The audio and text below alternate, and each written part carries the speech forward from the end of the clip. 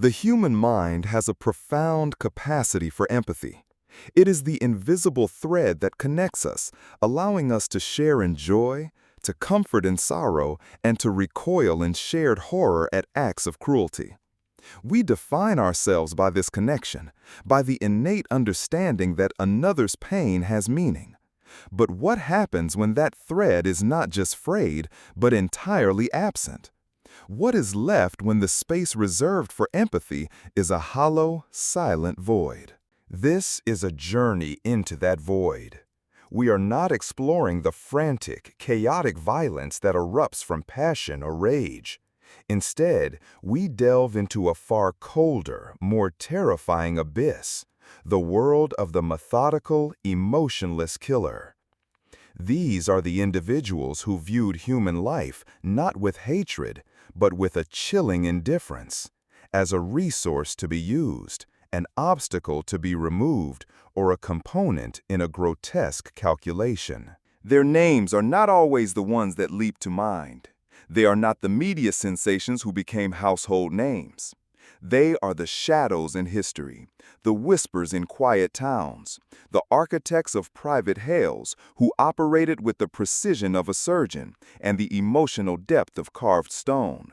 They are the killers who did not need to silence a screaming conscience, because for them there was never one to begin with. From the gas-lit streets of 19th-century Paris to the dusty villages of colonial India, from the quiet suburbs of post-war Italy to the sterile hospital wards of modern America, their methods were varied.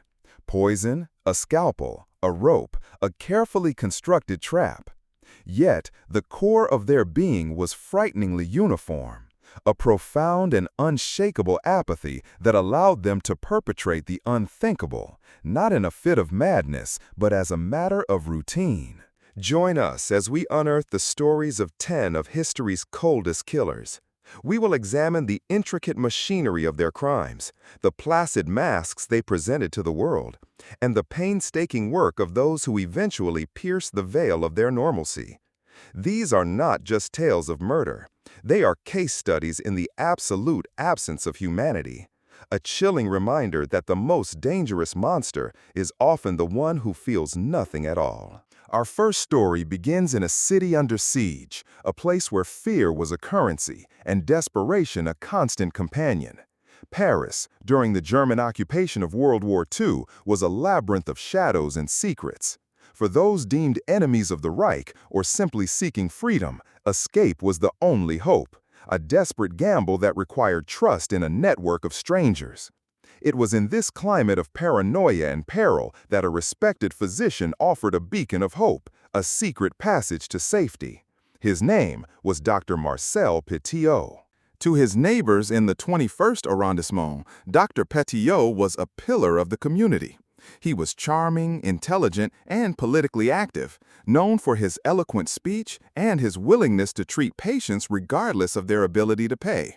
He had a successful practice, a wife, and a young son. He was, by all outward appearances, a model citizen, even a quiet hero, rumored to be a part of the French resistance. This reputation was the foundation of his greatest deception. Word began to spread through the hushed channels of the underground that Dr. Petiot had devised an ingenious escape route.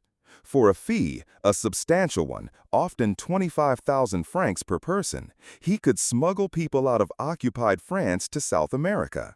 His network, he claimed, was codenamed Flytox, a sophisticated operation that could bypass the most vigilant Nazi patrols. His clients were diverse. They were Jews fleeing the almost certain fate of the concentration camps, members of the resistance whose cover had been blown, and even common criminals looking to disappear with their ill-gotten gains. They arrived at his townhouse at 21 Rue Le Sueur, a respectable address near the Arc de Triomphe, carrying suitcases filled with their most precious belongings, cash, jewelry, gold, and the documents they hoped would start a new life. Petiot's instructions were precise and medically sound, adding to his credibility. He told his passengers that the journey to South America required an inoculation against tropical diseases. He would lead them to a small triangular room in his clinic, a room with no windows and soundproofed walls. There, he would administer the vaccine, a syringe filled not with medicine, but with a lethal dose of cyanide. As the poison took hold, his victims would collapse, their hopes for a new life extinguished in a silent, sterile chamber. Petiot was then free to rifle through their belongings, taking every last item of value. He was not a savior. He was a predator who had weaponized hope, turning the desperation of a nation into his personal hunting ground. The genius of his scheme was its finality. His victims were people who, by definition, intended to disappear forever. No one would come looking for them. For nearly 2 years, from 1942 to early 1944, Dr. Petiot operated with impunity. The chaos of war was his shield. People vanished every day in occupied Paris. They were arrested by the Gestapo, they went into hiding, or they successfully escaped. The disappearance of Petiot's clients was just another drop in an ocean of loss, unnoticed and uninvestigated. The scale of his operation was staggering. He wasn't just a lone opportunist, he was a one-man death factory. He acquired quicklime to dispose of the bodies and a furnace to burn what remained. His greed was insatiable, his methods brutally efficient. He was meticulously organized, a businessman managing an enterprise of death. But even the most carefully constructed facade can crack. On March 11, 1944, neighbors at Rue Le Sueur noticed a foul, sickening stench emanating from Dr. Petiot's property. A thick, greasy smoke was billowing from the chimney, a smoke so noxious that it caused their eyes to water and their stomachs to churn. Fearing a chimney fire, they summoned the police. When firefighters arrived, they found the house locked. They broke down the door and were met with a scene from a nightmare. The source of the smoke was a coal stove in the basement, which was roaring at full blast. Stuffed inside were human remains, a charred arm, a smoldering torso. The smell of burning flesh was overwhelming. Their search of the house uncovered the full, horrifying truth. In the garage, they found a pit filled with quicklime, containing decomposing body parts. Scattered throughout the property were more than 10 suitcases, filled with clothing and personal effects, the final remnants of people who had come seeking salvation and found only death. The triangular consulting room stood empty, its walls silent witnesses to unspeakable betrayals. As the authorities were reeling from their discovery, Dr. Petiot himself arrived on the scene, riding his bicycle. With astonishing composure, he told the police that he was a member of the resistance and that the bodies belonged to collaborators and Germans that his network had executed. In the confusion of the occupation, this story was just plausible enough to create doubt. Petiot was questioned but, incredibly, allowed to slip away. With the Gestapo also now hunting him, believing his story about being a resistance fighter, Petiot vanished into the Parisian underground. He grew a beard, adopted a new name, and even joined the French Forces of the Interior, FFI, as the liberation of Paris began. He hid in plain sight, a mass murderer masquerading as a war hero, under the name Captain Valery. For 7 months, he evaded capture. The full extent of his crimes was slowly being pieced together by French police, who were now certain his resistance story was a lie. They found his ledger books, detailing the names and possessions of his victims. The net began to close, and a nationwide manhunt was launched. He was finally recognized and arrested at a Paris metro station on October 31, 1944. His trial in 1946 was a media circus. Petiot remained defiant, arrogant, and theatrical. He stuck to his story, claiming he had only killed enemies of France. He portrayed himself as a patriot, a lone agent fighting a secret war. He admitted to 63 murders, but insisted they were all German soldiers or French collaborators. He was a performer on the stand, attempting to charm and manipulate the court as he had his victims. But the evidence was overwhelming. The prosecution methodically dismantled his claims. They presented the suitcases, the clothing of women and children, the financial records. They proved that his victims were overwhelmingly Jewish refugees.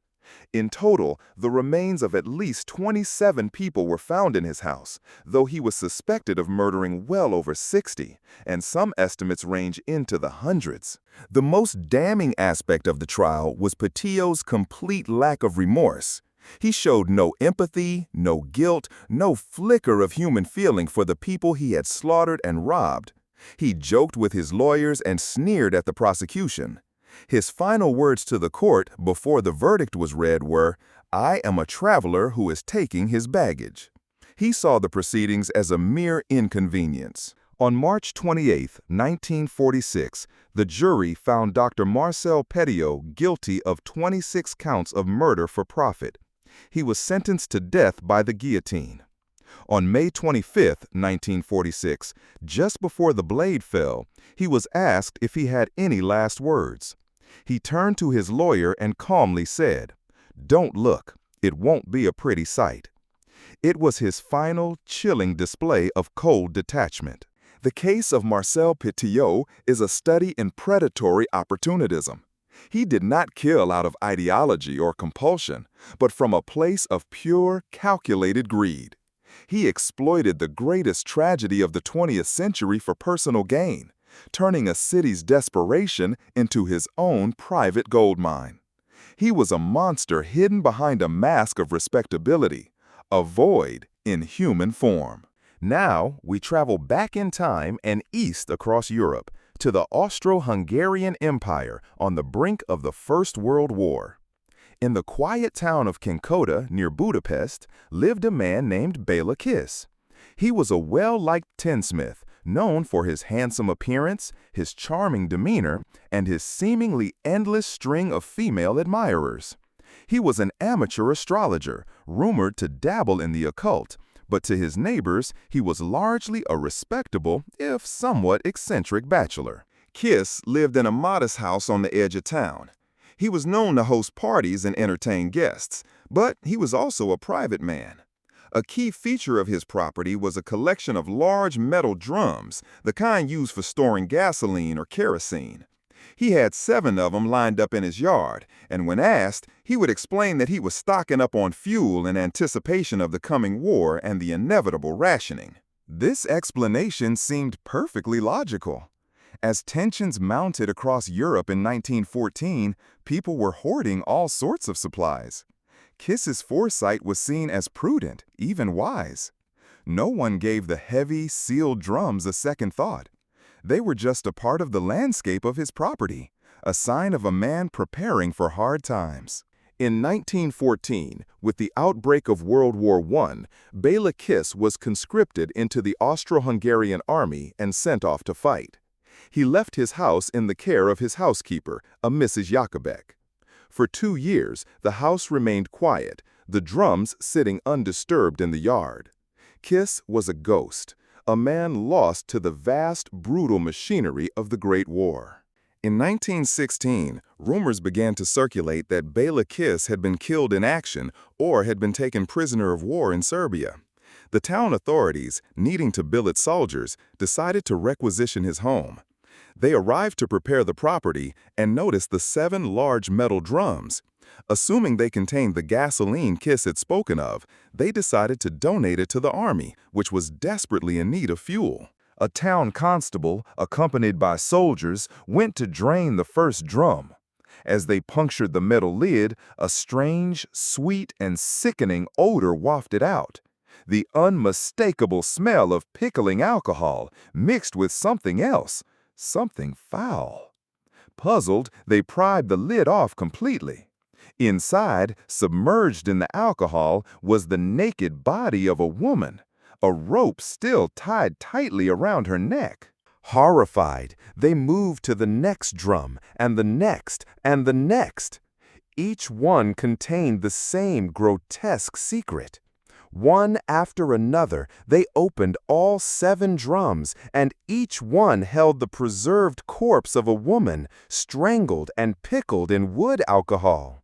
The tinsmith's fuel supply was, in fact, a private cemetery. A frantic search of Kiss's house and property began. It soon became clear that the 7 drums were only the beginning. Police discovered that Kiss, a lonely bachelor, had been running advertisements in newspapers posing as a single man looking for a wife. He would correspond with women, often lonely widows who had come into inheritances, luring them to Cincotta with promises of love and marriage. He would meet them at the train station, wine and dine them, and bring them back to his home. Once there, his charming facade would drop. He would strangle them, rob them of their money and possessions, and then place their bodies into the metal drums he had so expertly crafted, preserving them in alcohol. He was a Bluebeard, a predator who used the Lonely Hearts columns as his personal hunting directory. The investigation revealed that Kiss had been operating for over a decade. He had defrauded and murdered at least 23 women and 1 man, the husband of one of his lovers. He kept a secret room in his house, a locked chamber that even his housekeeper was forbidden to enter. Inside, police found a trove of letters, a meticulous archive of his correspondence with as many as 74 different women. He kept their letters, their photographs, and detailed records of the money he had swindled from them. It was a cold, businesslike ledger of his romantic conquests and subsequent murders.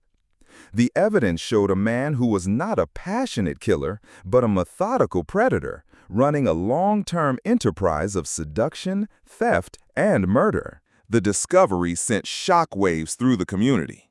The charming tinsmith, the amateur astrologer, was a monster. But the monster himself was gone, swallowed by the war. A nationwide alert was issued for his arrest. The name Bela Kiss was now synonymous with horror. The problem was, no one knew if he was alive or dead.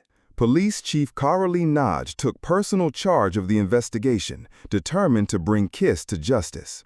He contacted the military, asking for any information on the soldier. The army reported that Kiss had died of typhoid in a Serbian hospital in 1915. The case seemed to be closed, the killer having been claimed by the war before he could face justice for his crimes. However, Nagy was skeptical. He pursued the lead and soon received a tip that Kiss was not dead, but was recuperating in a hospital under a different name. Nagy rushed to the Serbian hospital, but he was too late. Kiss, having been alerted that the police were on their way, had disappeared. He had placed the body of another dead soldier in his cot and vanished into the chaos of the war-torn Balkans. Over the years, the legend of Bela Kiss grew.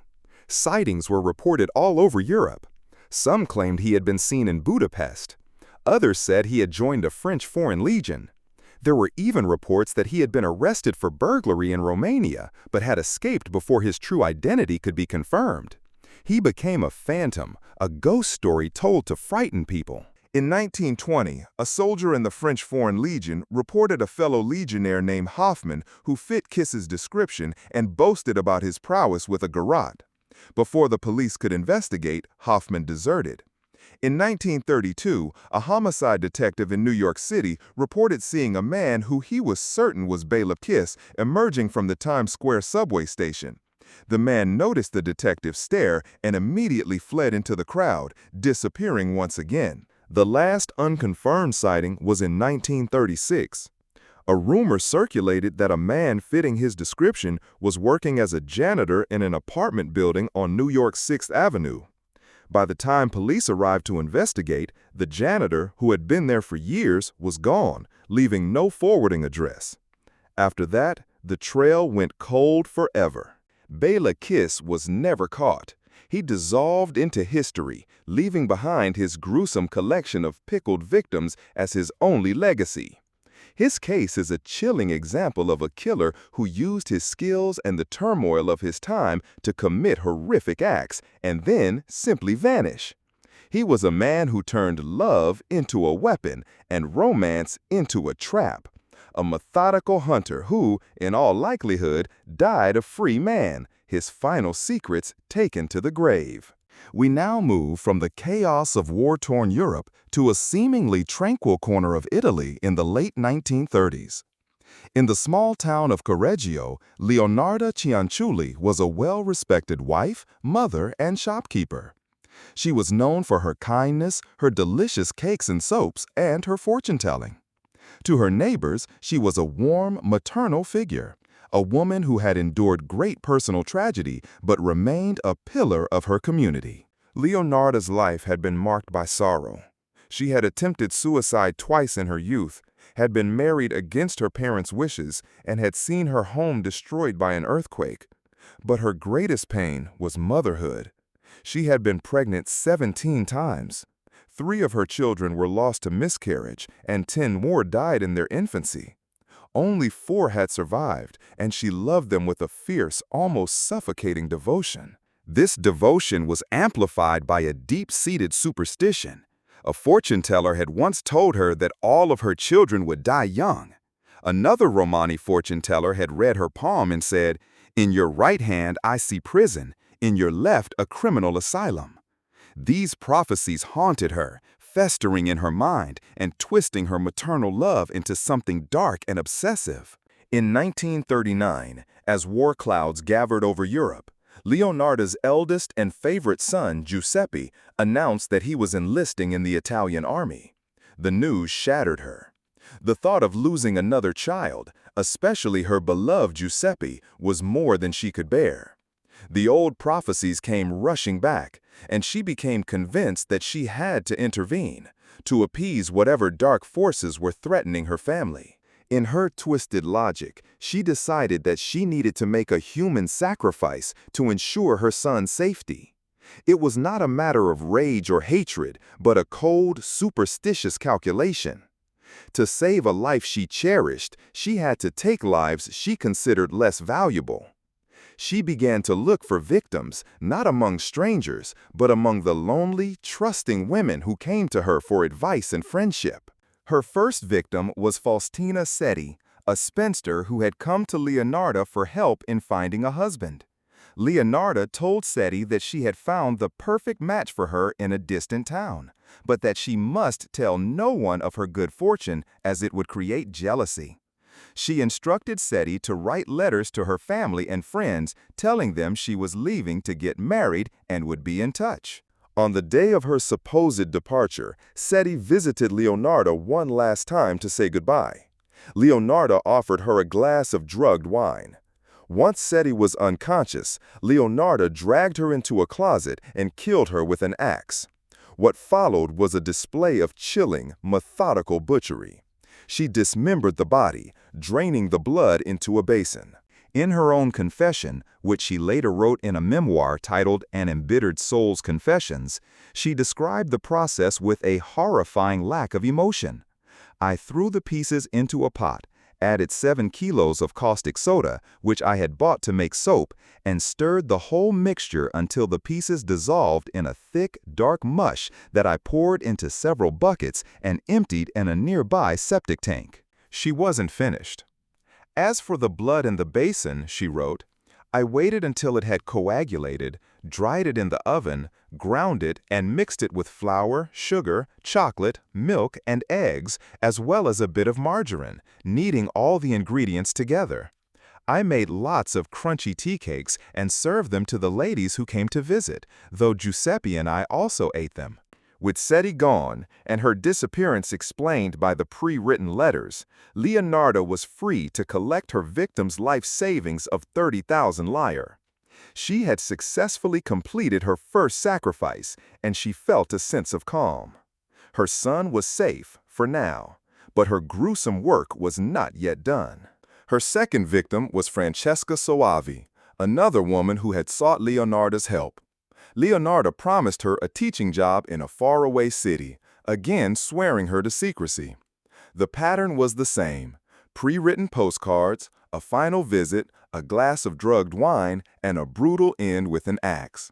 Soavi's body was also rendered down, and Leonarda collected 3,000 lire from her. Her third and final victim was Virginia Cacioppo, a former soprano who had sung at La Scala. Leonardo promised her a prestigious job as the secretary for a mysterious impresario in Florence.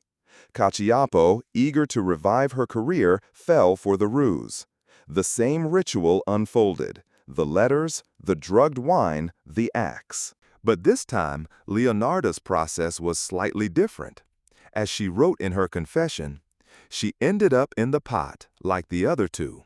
Her flesh was fat and white. When it had melted, I added a bottle of cologne. And after a long time on the boil, I was able to make some most acceptable creamy soap. I gave bars to neighbors and acquaintances. The cakes, too, were better. That woman was really sweet. This final act of grotesque domesticity would prove to be her undoing. Virginia Cacioppo was a well-known figure, and her sister-in-law grew suspicious when she received the pre-written postcards but heard nothing more. She had last seen Virginia entering Leonardo Cianciulli's house, and she reported her suspicions to the police. The authorities in Reggio Emilia launched an investigation. At first, they were skeptical. Leonardo was a beloved member of the community, but the superintendent of police was persistent. He began a quiet investigation into Leonardo's affairs and soon discovered that she had been the last person to see all three missing women and had come into possession of their assets. Leonardo fiercely denied any involvement, but when police threatened to arrest her son, Giuseppe, her resolve crumbled. To protect him, the very reason for her horrific deeds, she confessed to everything. She provided a full, detailed account of the murders, the dismemberment, and her macabre culinary and cosmetic creations, showing no remorse whatsoever. Her trial was a sensation. The public was horrified and fascinated by the story of the Soap-Maker of Correggio. Leonardo remained calm and emotionless throughout the proceedings, correcting the prosecutor on minor details of her methods as if discussing a recipe. She explained her motive was to protect her son, a sacrifice to appease a cruel fate. She saw her actions not as murder, but as a necessary, if unpleasant, act of maternal love. In 1946, Leonardo Cianciulli was found guilty of murder and sentenced to 30 years in prison and 3 years in a criminal asylum. The court found her sane enough to stand trial, but her actions were clearly born of a deeply disturbed mind. A chilling fusion of superstition, paranoia, and a profound lack of empathy for anyone outside her immediate family. She died in the Women's Criminal Asylum in Pozzuoli in 1970 of cerebral apoplexy. She spent her final years tending the asylum's garden, a quiet, unassuming old woman. The tools of her crimes, including the pot in which she boiled her victims, are now on display at the Criminological Museum in Rome, a testament to one of history's most bizarre and cold-blooded killers. Our narrative now takes us to the windswept countryside of 19th-century Brittany, France, a region steeped in folklore, tradition, and hardship.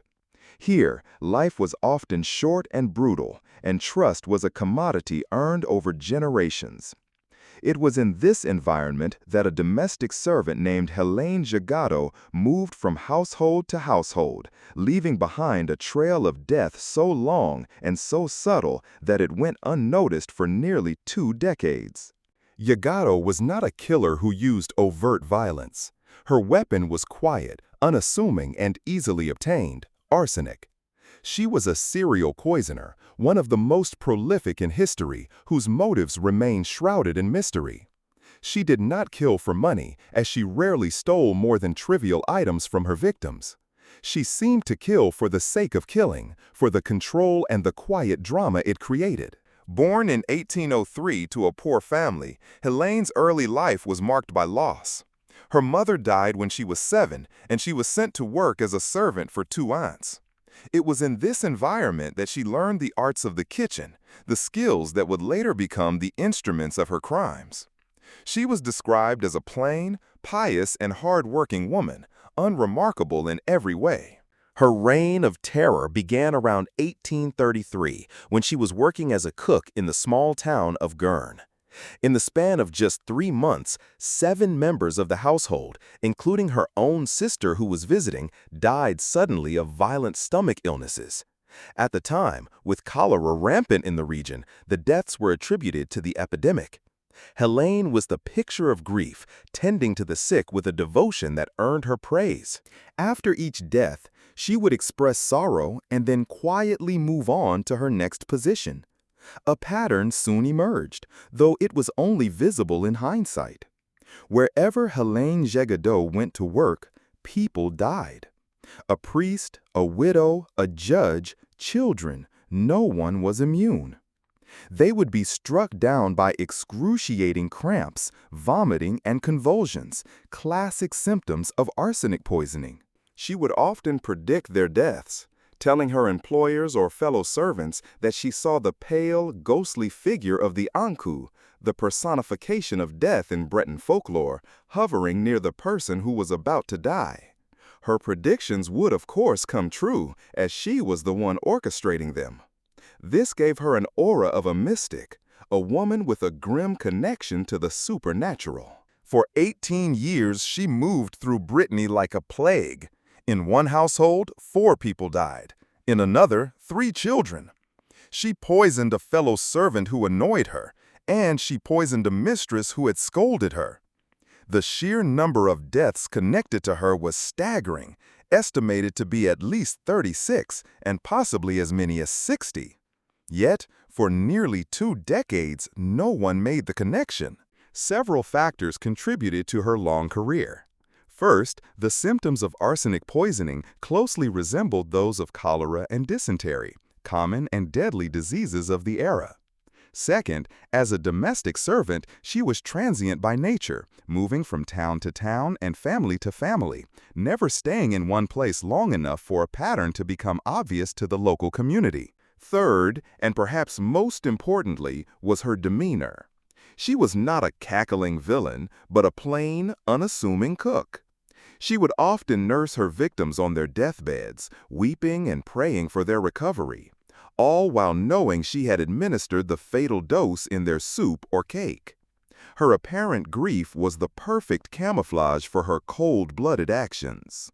Her downfall came in 1851, when she was working in the city of Rennes for a law professor named Théophile Bidard.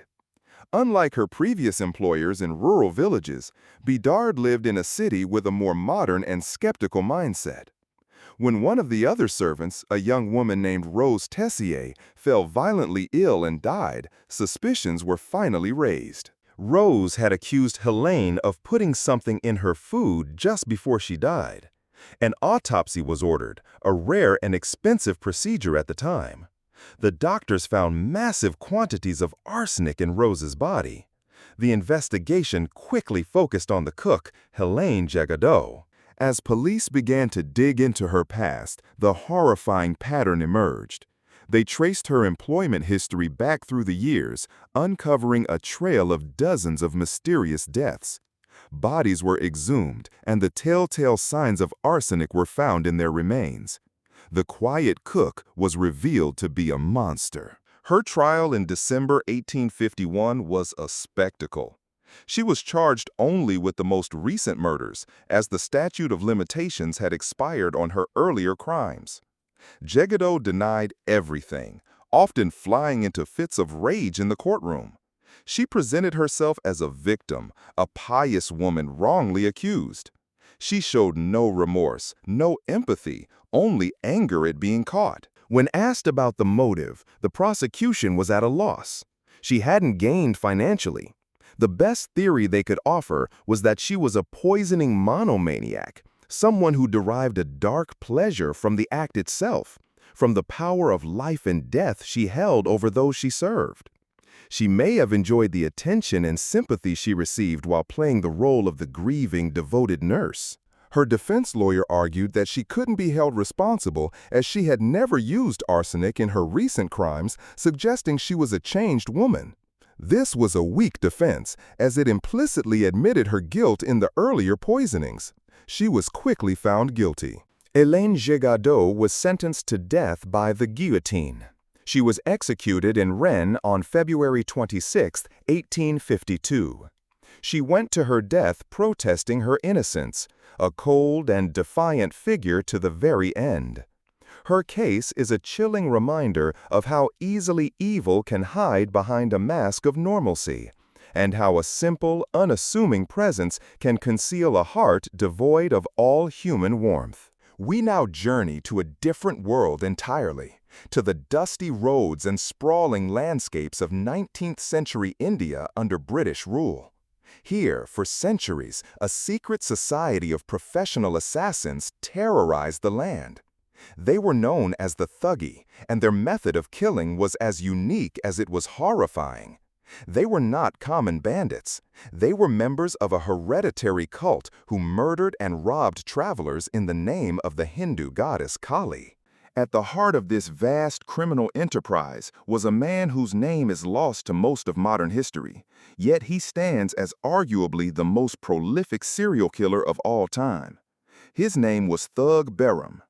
Over a career spanning 4 decades, from the 1790s to the 1830s, he is credited with the murder of over 900 people. His weapon was not a gun or a knife, but a simple strip of cloth, a rumal or handkerchief, which he used to strangle his victims with chilling efficiency. Behram was not a madman who killed in a frenzy. He was the leader of a highly organized gang, a meticulous planner, and a master of deception. The Thuggee operated with a strict code and a well-defined methodology. They would join a caravan of travelers, posing as fellow merchants, pilgrims, or soldiers. They would spend days, sometimes weeks, earning the trust of their intended victims, sharing food, stories, and the hardships of the road. This period of infiltration was crucial. It allowed the thugs to learn who was in the group, what valuables they were carrying, and to identify the best time and place to strike. Behram was a patient predator, waiting for the perfect moment. The attack, when it came, was swift, silent, and coordinated. At a prearranged signal, often the phrase, "bring the tobacco," the thugs would strike. Each thug had an assigned target. In a single, fluid motion, they would loop their rumal around the victim's neck from behind, one man placing a foot in the small of the victim's back for leverage, while another grabbed their legs. Death was almost instantaneous. There was no struggle, no outcry. One moment they were resting by a campfire, the next they were dead. It was a silent, brutally efficient harvest of human lives. After the killings, the thugs would strip the bodies of all valuables and then dispose of them with ritualistic care. Graves would be pre-dug, and the bodies would be consecrated to Kali before being buried. The entire operation was conducted with a chilling lack of emotion. For Behram and his followers, this was not murder, it was a sacred duty, a religious observance. They believed that Kali demanded these sacrifices, and that by killing, they were preventing a greater evil. Behram himself was a master of the rumal. He was said to have a special coin sewn into his, which added weight and pressure, making his strangulations even quicker. He was a respected leader, a man who commanded loyalty and fear. He meticulously planned each expedition, choosing the routes and the targets. His operations were a blend of religious fervor and cold, calculated business. For decades, the Thuggee were the scourge of India's roads. It is estimated that they were responsible for tens of thousands, perhaps even hundreds of thousands of deaths over the centuries. They were a shadow society with their own language, signs, and rituals. They were so effective at covering their tracks that their victims simply vanished, swallowed by the vastness of the subcontinent. The British administration, struggling to control the vast territory, was slow to recognize the scale of the Thuggee threat. The disappearances were often blamed on bandits, wild animals, or disease. It was not until the 1830s that a British civil servant named William Sleeman began to understand the true nature of the conspiracy. Sleeman dedicated his career to eradicating the Thuggee. He established a special police force, the Thuggee and Dacoity Department, and developed a systematic approach to dismantling the cult.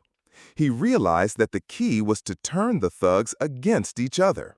He captured members and offered them a deal: become an informer, a king's evidence, and their lives would be spared. This strategy was incredibly effective. The code of silence that had protected the Thuggee for centuries began to crumble. One of the most valuable informers was a man named Feringea, who provided detailed accounts of the cult's operations and, crucially, implicated Thug Behram as one of its most revered and deadly leaders. Based on this information, Behram was captured in 1840. He was an old man by this time, in his 70s. During his interrogation, he confessed to his life of crime with a startling frankness and a complete lack of remorse. He spoke of his murders as a craftsman would speak of his trade. He personally admitted to strangling 125 men with his own hands and being present at the murders of 931. He showed no guilt, no sense of having done anything wrong. In his mind, he was a servant of a goddess, and the people he killed were her due. He was a product of a system that had normalized murder, turning it into a ritual and a profession. His coldness was not born of a psychological defect, but of a lifetime of indoctrination into a culture of sacred violence. Thug Behram was executed by hanging in 1840. His capture and the testimony of informers like him led to the downfall of the Thuggee cult. Over the next decade, more than 3,000 thugs were captured, with hundreds executed and thousands more imprisoned or exiled. William Sleeman's campaign was a success, and one of the deadliest criminal organizations in history was finally brought to an end. Behram's story is a chilling look at how belief systems can be twisted to justify unimaginable atrocities. He was not a lone predator, but the leader of a society of killers. His legacy is a staggering body count, a testament to a man who, for over 40 years, practiced murder as a craft and a calling. His conscience clear, his hands stained with the blood of nearly 1,000 souls. We return to Europe, to the tumultuous period in Germany between the two world wars. In the small Silesian town of Münsterberg, now Ziembice, Poland, lived a man named Karl Denke. To his neighbors, he was Papa Denke, a quiet, pious, and somewhat eccentric old man. He was a well-known figure in the community, carrying the cross at Lutheran funerals and playing the organ at church. He was poor, living on charity, but was generally seen as a kind, harmless soul. This perception could not have been further from the truth. Behind the closed doors of his small, squalid apartment on Teichstraße Street, Karl Denke harbored a secret of unimaginable horror. He was a cannibal, a man who preyed on the destitute and the desperate, luring them to his home with the promise of food or shelter, only to murder them and consume their remains. Denke's crimes were not discovered through investigation or suspicion, but by sheer chance. On Dezember 21, 1924, ein homeless man namens Vinzenz Olivier fled from Denkes apartment, bleeding profusely from a head wound. He ran into the street, crying for help, telling an horrified coachman that Papa Denke had tried to kill him with an axe. The police were summoned. At first, they were incredulous. Papa Denke? A killer? It seemed impossible. They questioned Denke, who calmly explained that the man had tried to rob him and he had simply defended himself. His story was plausible, and Olivier, being a transient, had little credibility. The police arrested Olivier for vagrancy and were prepared to let Denke go. However, a search of Denke's apartment was conducted as a matter of procedure. What they found there would haunt the small town forever. The place was a charnel house. They found 2 large tubs filled with human flesh curing in salt. They found pots on the stove containing cooked human meat. They found a collection of bones, neatly stacked, and buckets filled with human fat. In his drawers, they discovered a ledger, a meticulous record of his victims. He had documented at least 30 people he had murdered and butchered between 1921 and 1924. He recorded their names, the dates he killed them, and their weight. It was the cold, detached bookkeeping of a slaughterhouse manager. The search also uncovered a gruesome collection of personal effects, dozens of suspenders, ties, identity papers, and pieces of clothing belonging to his victims. He had turned their skin into leather to make suspenders and shoelaces. The full scale of his depravity was breathtaking. He had not just killed, he had processed his victims like livestock. Perhaps the most shocking discovery was the revelation of what he did with the excess meat. For years, Karl Denke had been selling his pork at the Breslau market. The quiet, pious old man had been feeding his neighbors the flesh of the men and women he had murdered. The community that had shown him charity had, in turn, unknowingly participated in his cannibalism. Denke was immediately arrested. The motive for his crimes appeared to be a mix of financial desperation and a deep pathological disturbance. His victims were all vagrants, travelers, and apprentices, people whose disappearance would go unnoticed. He would offer them a place to stay for the night, strike them from behind with an axe or a pickaxe as they bent over to wash, and then dismember their bodies on his butchering block. Faced with the overwhelming evidence, Denke was placed in a holding cell, but he would never stand trial or fully explain his actions. The day after his arrest, before he could be interrogated in depth, Karl Denke hanged himself in his cell using a handkerchief he had fashioned into a noose. He took his secrets with him to the grave, leaving behind only his gruesome ledger and the remains of his victims. Subsequent investigations suggested his crimes may have started much earlier, possibly as early as 1903. The final count of his victims is believed to be over 40, though the exact number will never be known. He was one of a trio of notorious German serial killers and cannibals who operated during the economic chaos of the Weimar Republic, alongside Fritz Haarmann and Peter Kürten. Denke's case is particularly chilling due to their stark contrast between his public persona und his private Realität. He was Papa Denke, der gentle churchgoer, a man people trusted and helped. This mask of benign piety allowed him to operate for years without suspicion. He was a predator who exploited the vulnerability of the homeless and the trust of his community, turning his small apartment into a factory of death and his neighbors into unwitting cannibals. His story is a dark testament to the evil that can fester behind the most ordinary of faces. Our journey now takes us to the island of Sumatra, Indonesia, in the latter half of the 20th century. Here, in a rural village, lived a man named Ahmad Suraji, known to his neighbors as Datuk. He was a cattle breeder by trade, but he was more famous for his other profession. He was a dukun, a powerful sorcerer or shaman. People from all over the region would come to him seeking help with their problems, health, love, and money. Suraji cultivated an air of power and mystique. He claimed to have supernatural abilities, and many in his community believed him. They saw him as a wise man, a healer, someone who could intercede with the spirit world on their behalf. This reputation gave him immense influence and, as it would turn out, a steady supply of victims. Behind his shamanic facade, Suraji was driven by a dark and obsessive quest for more power. He claimed that in a dream, the ghost of his father had come to him with a chilling instruction. To become an invincible healer, he had to kill 70 women and drink their saliva. This dream became his life's mission, a gruesome ritual he believed would grant him ultimate supernatural strength. Starting in the mid-1980s, Suraji began to carry out his ghastly command. His clients were almost exclusively women, who came to him seeking spells to make their husbands faithful, to become more beautiful, or to gain wealth. They came to him in trust, believing in his power, and paying him significant sums for his services.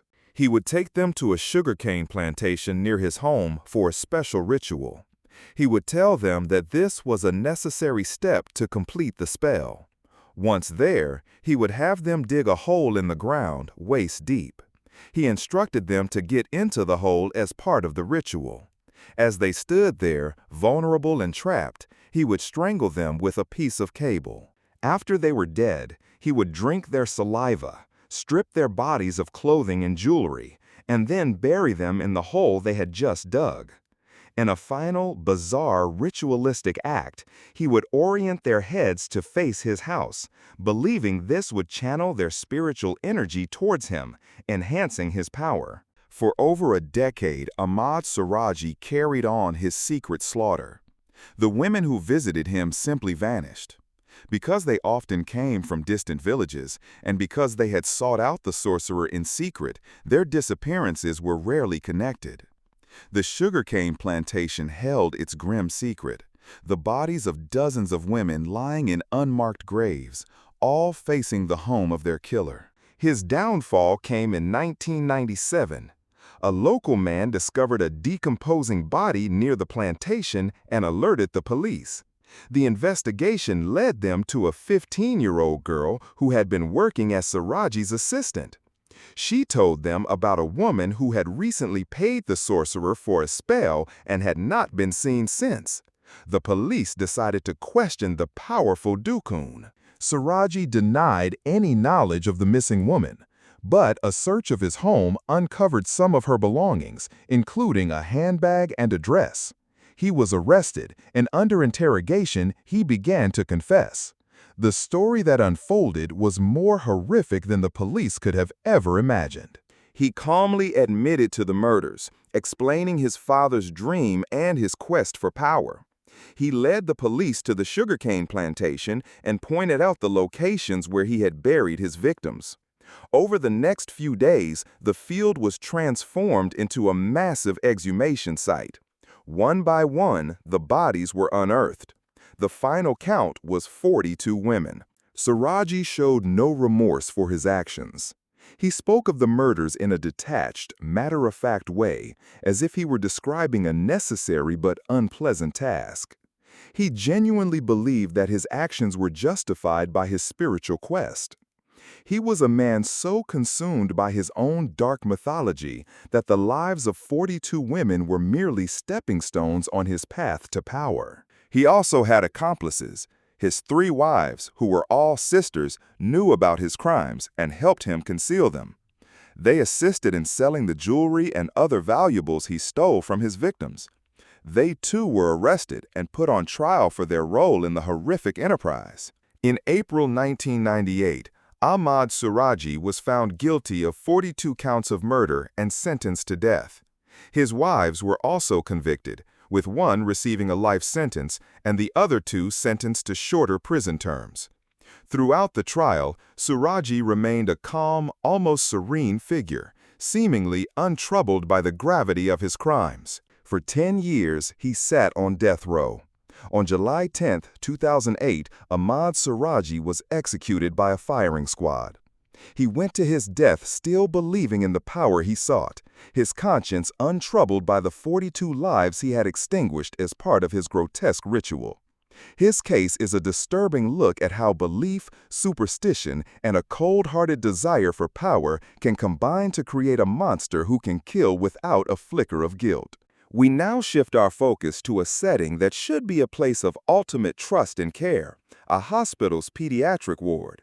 In the late 1970s and early 1980s, a series of unexplained medical emergencies and deaths began to plague the pediatric intensive care unit at Bexar County Hospital in San Antonio, Texas.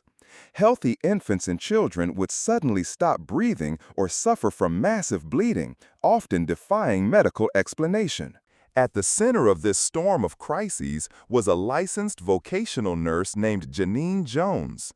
She seemed to have the worst luck. The most critical emergencies always seemed to happen on her shift. But she was also seen as a hero.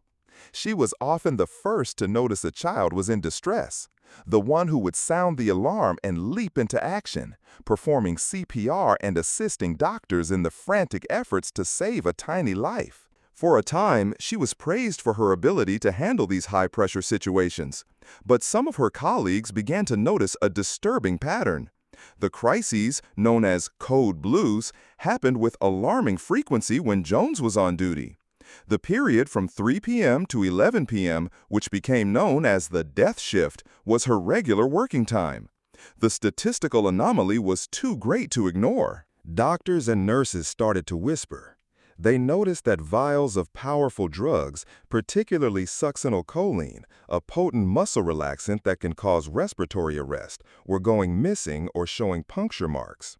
This was a drug that was rarely used in the pediatric ICU, yet it was always accessible. Suspicion began to fall on the nurse who always seemed to be at the scene of the crime. Janane Jones was not killing for money or out of any discernible hatred for her victims. Her motive was far more insidious and rooted in a deep-seated psychological disorder. She was a medical predator, suffering from Munchausen syndrome by proxy. She craved attention, admiration, and the thrill of being at the center of a life-or-death drama.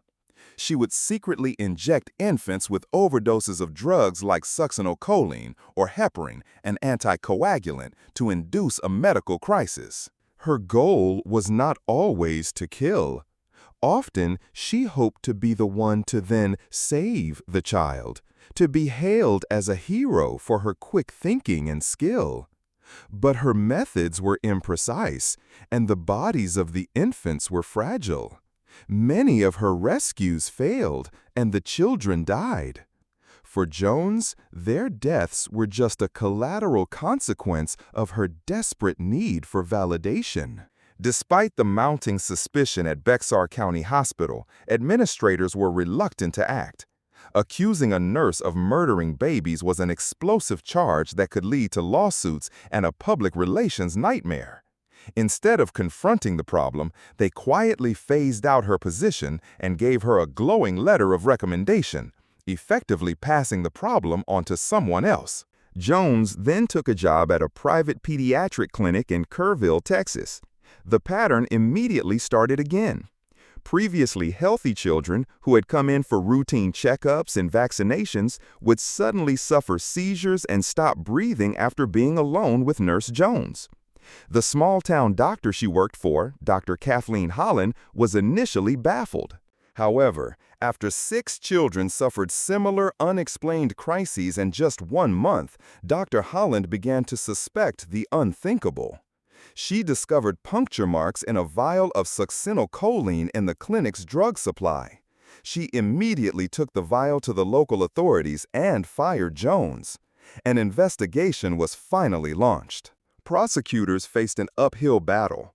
Succinylcholine is notoriously difficult to detect in the body after death, as it breaks down quickly.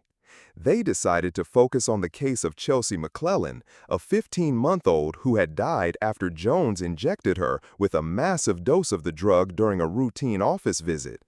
They exhumed Chelsea's body and, using a new and sensitive testing method, were able to find traces of the drug in her tissue. In 1984, Janane Jones was put on trial for the murder of Chelsea McClellan. The prosecution painted a picture of a nurse who got a thrill from the power she held over life and death.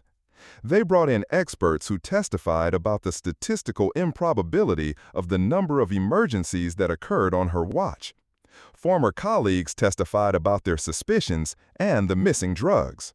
Jones was convicted of Chelsea's murder and sentenced to 99 years in prison.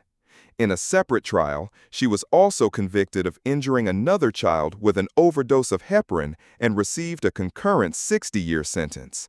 The justice system had finally caught up with the angel of death. But the story doesn't end there. Due to a Texas law designed to relieve prison overcrowding, Jones was scheduled for mandatory release in 2018, after serving only a third of her sentence.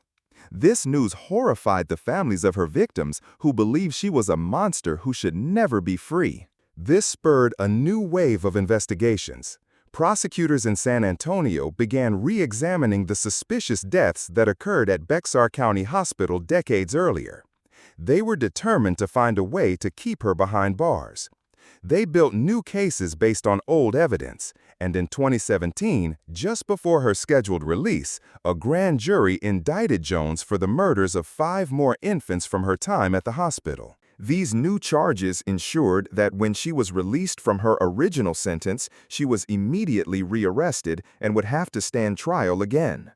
Janine Jones, now an elderly woman, finally pleaded guilty in 2020 to the 1981 murder of 11-month-old Joshua Sawyer. As part of a plea deal, she was sentenced to life in prison, and the other charges were dropped. She will now almost certainly die behind bars. Janine Jones is a chilling example of a killer whose coldness was masked by a facade of caring professionalism. She didn't use a gun or a knife. She used a syringe and her medical knowledge. Her victims were the most vulnerable among us, and her motive was a twisted, narcissistic need for attention.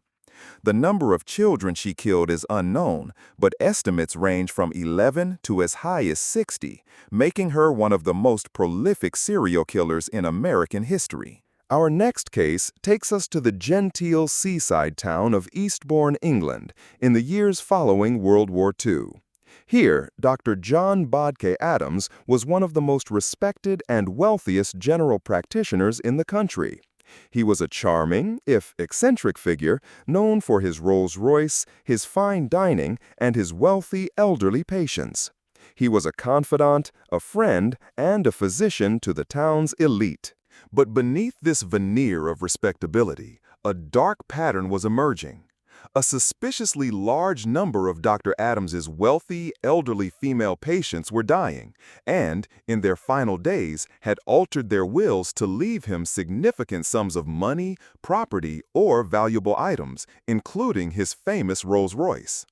For years, these deaths were seen as nothing more than the natural end of a long life, and the bequests as tokens of gratitude for a beloved doctor. Dr. Adams's method was subtle and insidious.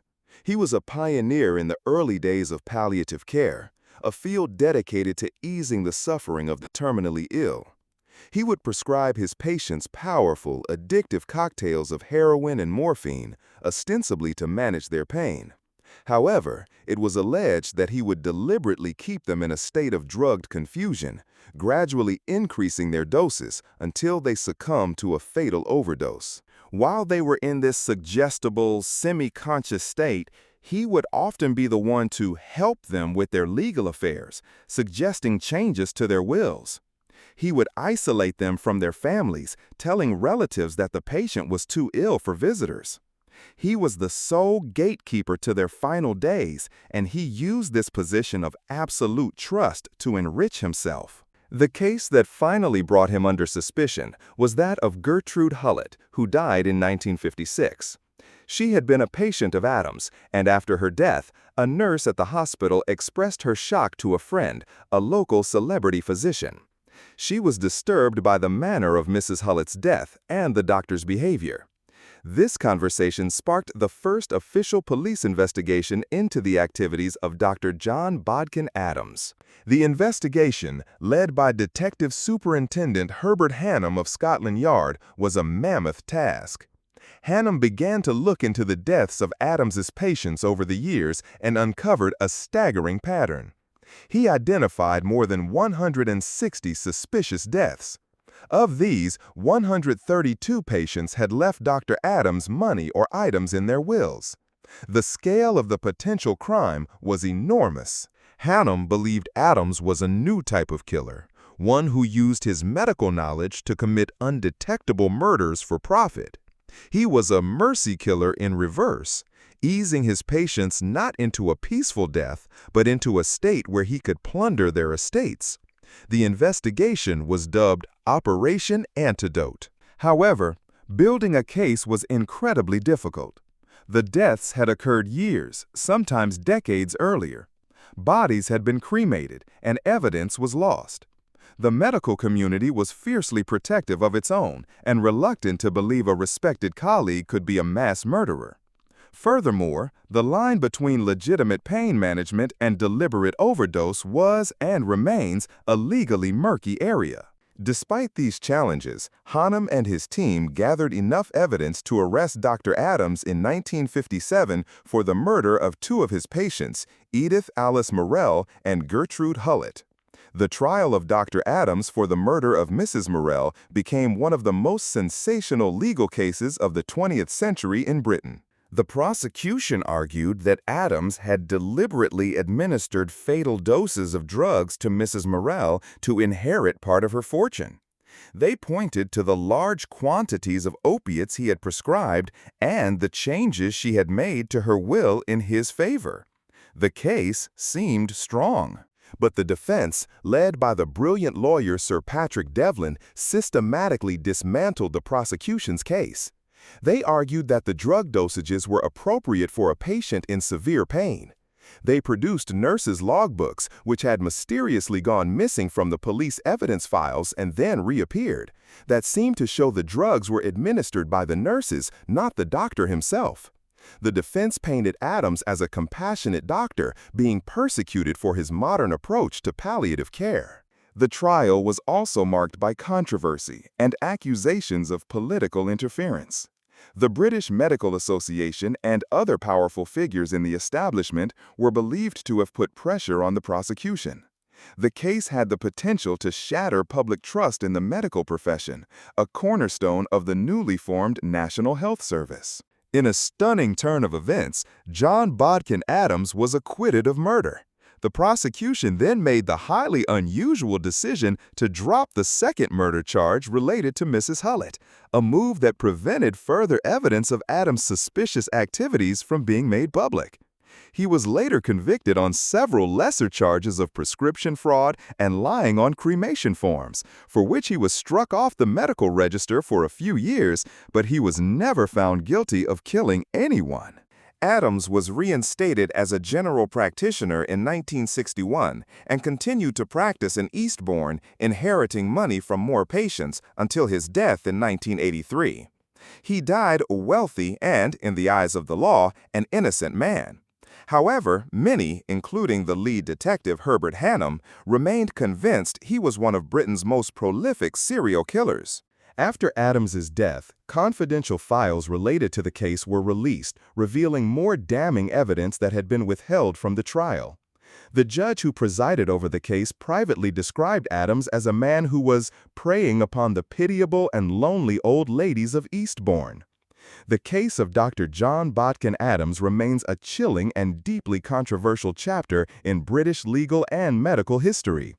It is a story of how a man in a position of ultimate trust may have used his skills not to heal, but to kill, all with a calm, professional demeanor that allowed him to get away with it. For our final case, we travel to the bustling, chaotic world of late 19th century Chicago, a city in the throes of Industrial Revolution and preparing for the grand spectacle of the 1893 World's Columbian Exposition. It was a city of opportunity, attracting dreamers, entrepreneurs, and laborers from all over the world. It also attracted a new kind of predator, a man who saw this teeming metropolis not as a place to build a future, but as a perfect hunting ground. His name was Herman Webster Mudgett, but history would know him as Dr. H.H. Holmes. Holmes was the architect of what the sensationalist press would later dub the Murder Castle. He was a con artist, a bigamist, and a swindler of the highest order. But his true legacy is that of a cold, calculating killer who built a custom-made factory for death. He was a man who applied the principles of industrial efficiency to the act of murder. Born to a respectable family in New Hampshire, Holmes showed early signs of high intelligence and a chilling lack of empathy. He was fascinated by anatomy and was rumored to have practiced surgery on animals. He attended medical school at the University of Michigan, where he honed his knowledge of the human body and also began his criminal career by stealing corpses, disfiguring them, and planting them to be found so he could collect on insurance policies he had taken out on fictitious people. In 1886, he arrived in Chicago and took a job at a drugstore in the Englewood neighborhood. Through a series of brilliant and ruthless manipulations, he managed to take over the business from its owner, a widow who subsequently disappeared. With the pharmacy as his base of operations, he purchased the empty lot across the street and began construction on a building that would become his personal abattoir. The building was a three-story labyrinth of his own design. The ground floor housed his new pharmacy and other shops, presenting a respectable face to the world. The upper floors, however, were a maze of windowless rooms, secret passages, stairways to nowhere, and doors that could only be opened from the outside. Holmes acted as his own contractor, constantly hiring and firing construction crews so that no one but him would understand the building's complete sinister layout.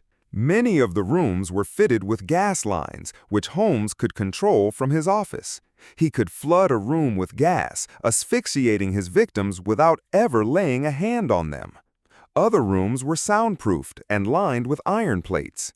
There were trapdoors in the floors and secret chutes that led directly to the basement. It was a machine designed for murder and the efficient disposal of bodies. His victims were numerous and varied. Many were young women who came to Chicago to work for the World's Fair. Holmes, who was handsome and charismatic, would hire them as his stenographers or personal assistants. He would seduce them, promise them marriage, and often persuade them to take out life insurance policies, naming him as the beneficiary. Once he had what he wanted, they would vanish into the labyrinth of his castle. He also preyed on the guests who stayed in his building, which he advertised as a hotel for visitors to the fair. They would check in, but never check out. Their disappearances went unnoticed in the chaos of the massive city and the influx of millions of tourists.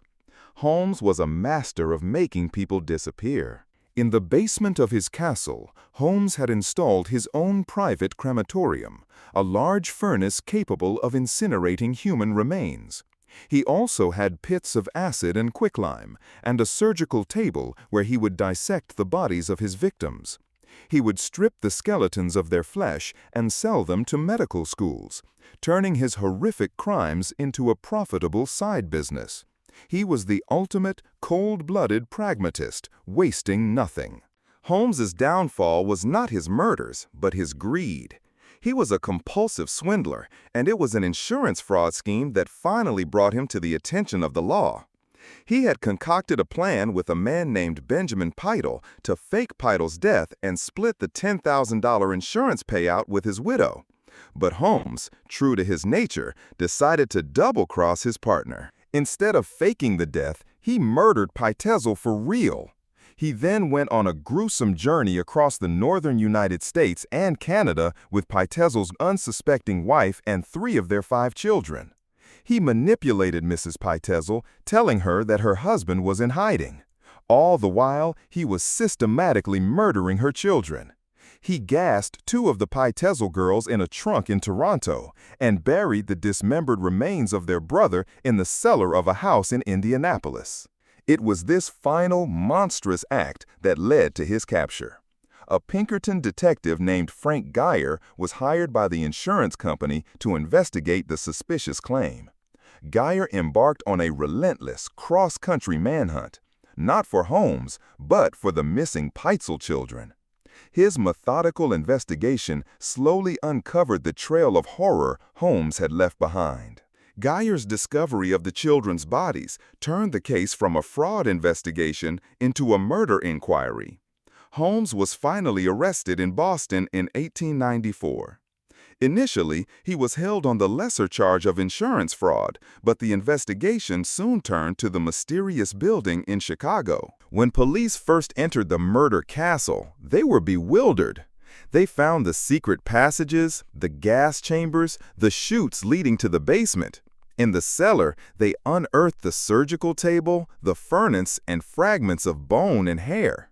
The press had a field day, dubbing him a modern-day Bluebeard and the Archfiend. The stories became more and more lurid, with claims of hundreds of victims. Holmes himself was a master manipulator to the very end. He gave multiple, conflicting confessions, at one point claiming to be possessed by Satan. He confessed to 27 murders, though the true number is believed to be much higher, with some estimates reaching as high as 200. It is impossible to know the exact figure, as he was so adept at making his victims disappear without a trace. He was tried and convicted for the murder of Benjamin Pitezel. At his trial, he was calm, intelligent, and utterly without remorse. He seemed to view his crimes as part of a complex intellectual game.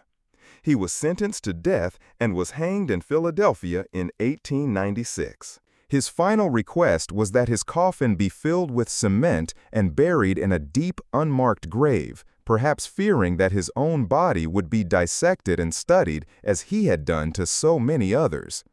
H. Holmes was more than just a serial killer. He was a cold, rational monster who built a monument to his own depravity. He was a product of his time, an era of invention, industry, and anonymity, and he used all of it to become one of history's most chilling and methodical predators.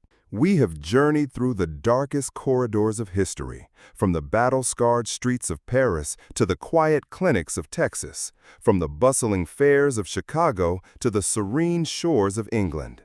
We have met doctors, sorcerers, tinsmiths, and cooks. They are separated by time, culture, and method, yet they are all bound by a common, terrifying trait, a profound and chilling emptiness where a conscience should be. These were not individuals driven by uncontrollable rage or a sudden snap of psychosis. They were, in their own terrible ways, rational actors. Bella Kiss saw lonely women as a source of income. Janine Jones saw sick children as props in her personal drama. H. Holmes saw the anonymity of a great city as a resource to be exploited. Their crimes were calculated, their actions deliberate, their demeanor often placid.